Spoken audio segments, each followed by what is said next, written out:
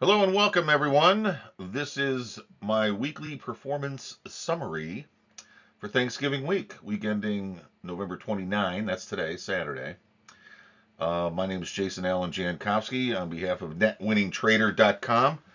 And what I do with this recording every week is demonstrate to you the protocols and trading method of NetWinningTrader.com. If you're new enough to the markets that you haven't seen what I have to offer, then I'd like to ask you to come back and look around. If you haven't done this at all before, maybe this isn't right for you. You know, I tell people all the time it's a risk business. People can and do lose money. So if it's not right for you, it's not right for you. Don't trade if it's not something you're prepared to do. Is run the risk of loss. Everything we talk about in here is um, factual data. This comes from my live trading accounts. These are real money accounts being traded in real time. And I use that as a definition to show people that what they want to do, which is take a relatively small amount of money and turn it into a relatively large amount of money, you can do that. It's not that difficult, really, in the big picture. What makes it difficult is all the misconceptions, illusions, justifications, greed, fear, hope, all the emotional side, the human side of trading, is where all the losses come from. As I teach people all the time when I do my online psychology of trading course, that the markets themselves are incidental to success. Making money is 99% inside your own head. If you can control the method of thinking that you use and apply that method of thinking in a controlled manner and do it consistently, in other words, develop better thought and better discipline. If you can do that, then making money in this business becomes geometrically easier as a factor of probability. So, with that being said, thank you for attending. I'm going to get right to work. I start off by showing you my closed trades. I call it the numbers. So here's the numbers for this week. Closed trades. On the long side, 3. Short side, 11. A lot on the short side again because I'm trying to keep trying to get positioned in this yen, and I get bad beats all the time. Last 2 or 3 weeks just really stopped out on my number. Then the market goes my way. Um, just all kinds of problems with getting positioned properly in USD versus Japanese yen. But the good news is I'm in position again, and I took money out this week. So with regards to total trades, 14. On the losing side, all three longs lost, and that's good because what we're looking for is a short position to work. So the longs that lost were on the short side, or I'm sorry, the longs that lost were the opposite side for the yen. Short lost, total of 5, again, opposite side of euros and pounds. Total pips lost, 228.5. If you're one of those guys that likes to, follow numbers and all the rest, if you lose 228.5 pips, the more important number is how many trades did that happen over. In this case 8. So we divide that by 8. The average loss has dropped to 28.56 on the average side. And again, as we talk about in the probability of ruin matrix, your average loss has to be the smallest you can possibly make it all the time. And your average win has to be at least 2 to 3 times bigger than that.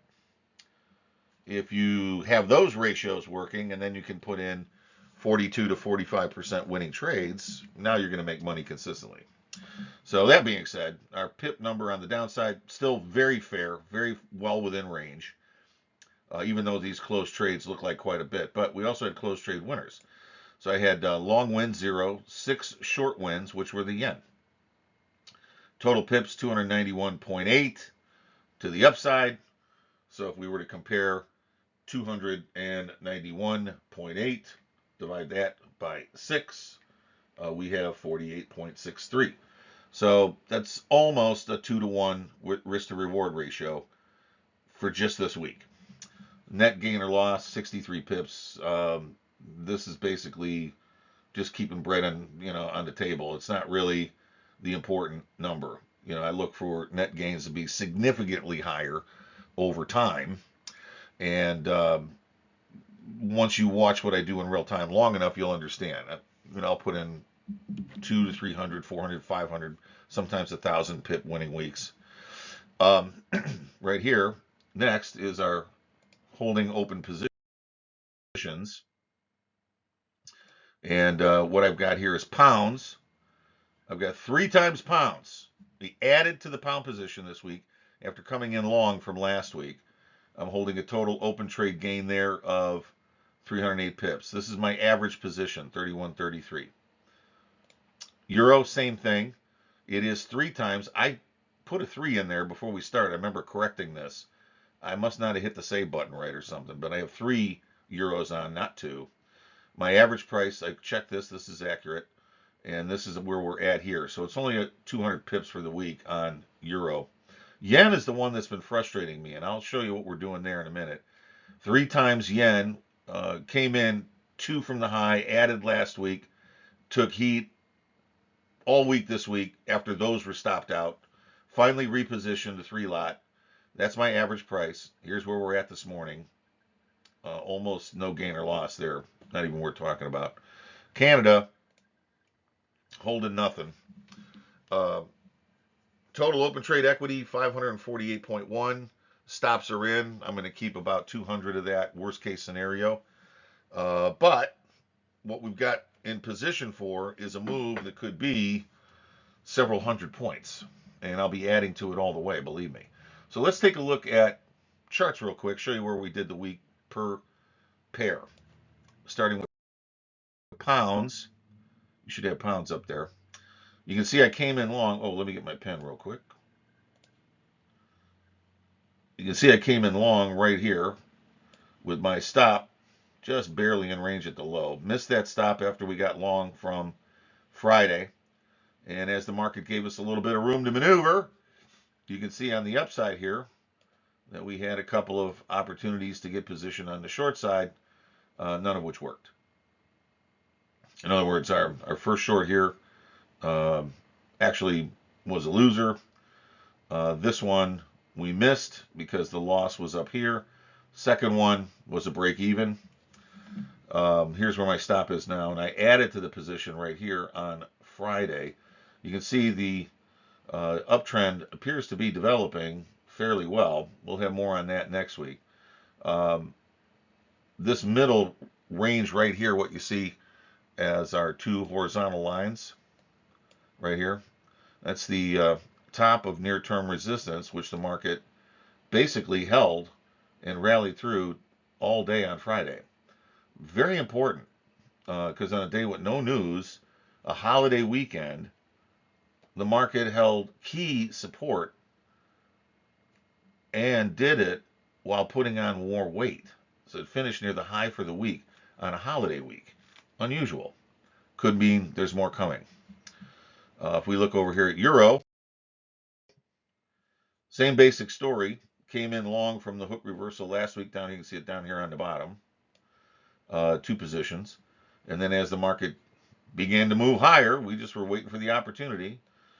Here's a loss from the short side. Added to it here after we had this very important trade here.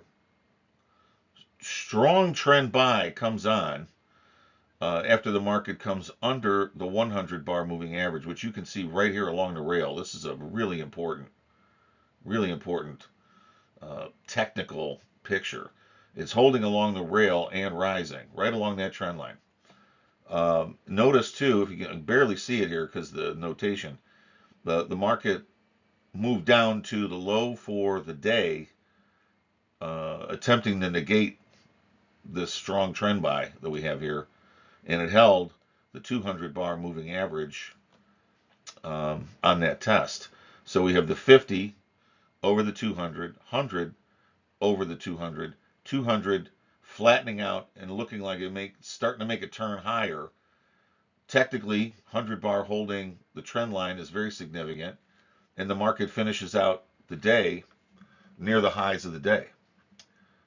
holding that test of the 200 bar, which is right along the trend line at the same point that the strong trend line, the strong trend buy came on.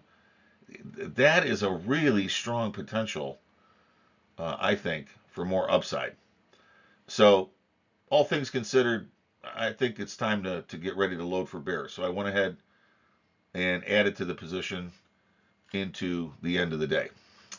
Yen, this is where I've been having so much trouble lately. It's the funny thing is, when something gets textbook, how come it never happens that way? As you can see, downtrend developing nicely across the pair, right?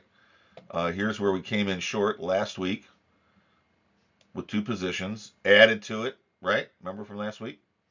Looks like we had a good lead on it. And then the market just continued to rise all day Monday until, as you can see right here, it hit my stop on my number. Very frustrating. Re-entered the trade here. See, my S right here means these are places I went short and got taken out again. So this one re-entered here. This was working.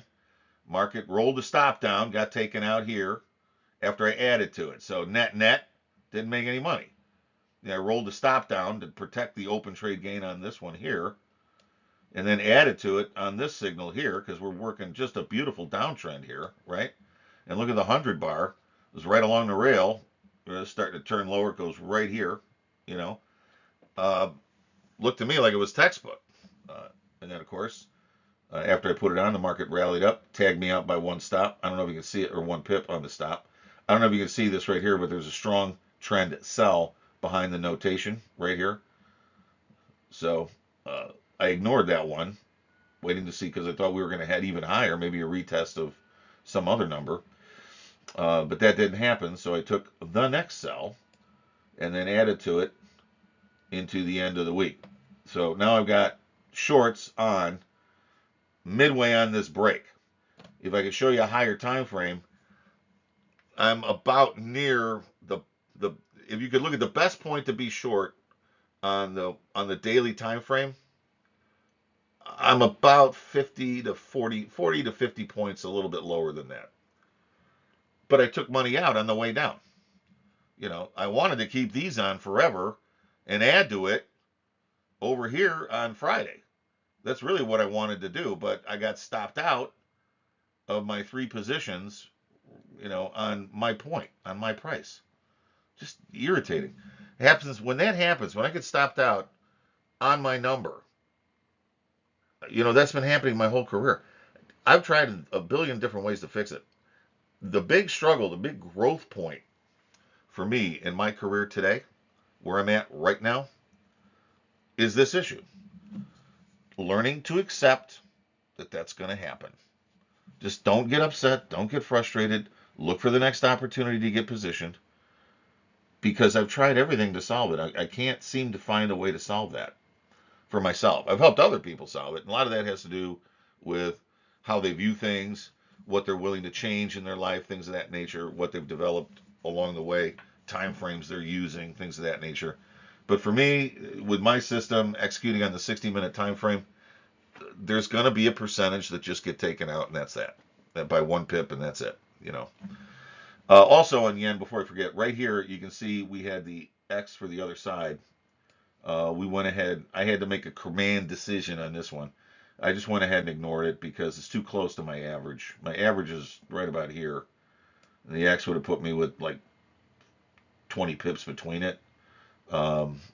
That's really no good. The rule is you're supposed to have 100 before you put the complementary side on the other side to go price agnostic. You need to have 100 working. So this one we made a command decision on, didn't take. So that's it in the end. Just not the best day, best week. Canada, this looks like it had a pretty good move. And in fact, not a bad move at all. A high prints around 41.20, but those were all accompanied by buy signals. This buy signal the system did take, but was stopped out as the market went into the support and resistance area, which it held on the big picture, on the big time frames, but it doesn't look so good right here. Plus, no new buy signal down here. That's critical. These sell signals, although were accurate, quite accurate, really. Problem there is that they were unaccompanied. I use the trend buy or trend sell signals to add to open trade winners. Since I didn't have anything on up here when the market made the top, no signals at all at the top, this was, it would not have been a high value trade, even though it would have worked nicely. But from the standpoint of the move, 41.20 down to 39.40, that's a bigger move for Canada over a weekly time frame. 180 pips. That's a pretty good size move. So we're going to be looking at Canada next week a little more closely, perhaps looking to sell the next rally. Most likely this pair will end up with a buy side execution first. I'm looking at this to come down from this area here one more time to here, maybe make a 4 or 5 pip low or something down here, have a buy signal come on, and then rally away up and look for sell signals up in this area. But we'll see. Right now, jury's still out. It's a pretty good sized move for Canada. Actually, Canada moved farther than Euro did this week, which is unusual, which suggests there's something happening. So unfortunately, we just didn't get anything positioned. So that's it for this week. Thank you. Appreciate you coming.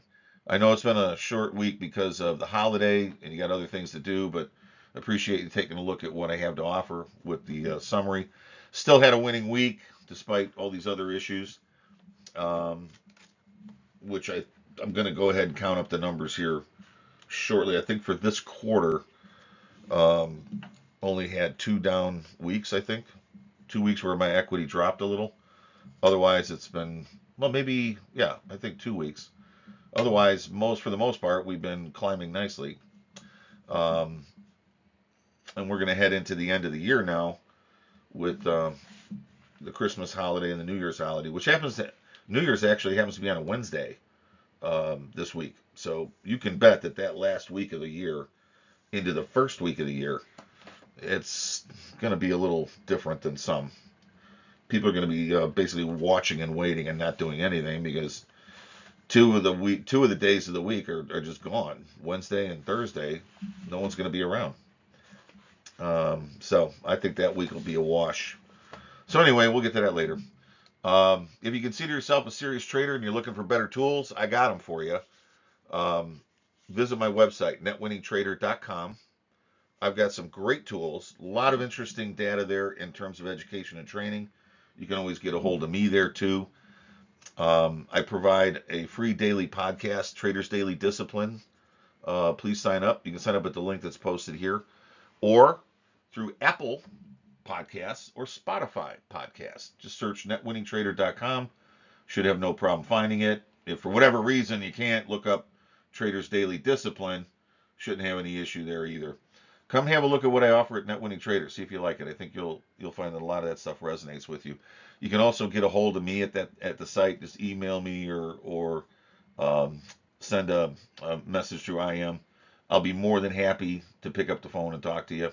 I'm a real guy. I answer my phone because I like talking to other traders. They all have something of interest and insight. So interested in hearing back from you. Good, bad, or indifferent. So keep those cards and letters coming. Guys, have a great rest of the weekend, and I'll see you on Monday, December 1st, with Traders Daily Discipline. Have a great day. Thanks.